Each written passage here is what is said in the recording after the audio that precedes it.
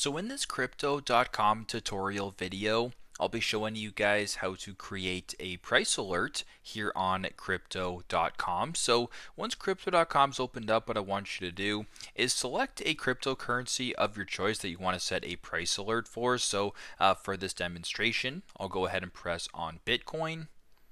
Once you have your cryptocurrency selected, I want you to go to the top right to where there's the bell icon with the plus and press on that.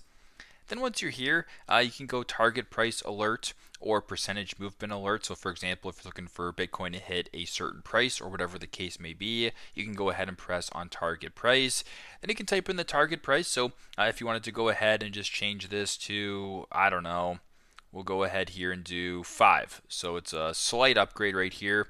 All right, we'll just go ahead and make it, 80, just like that. Add a 0, whatever the case may be, you can go to the bottom right and press on set alert.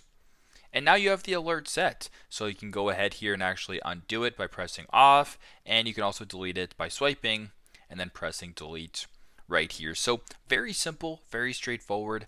This is how to create a price alert on Crypto.com. Thanks again for watching, and I hope this video helps.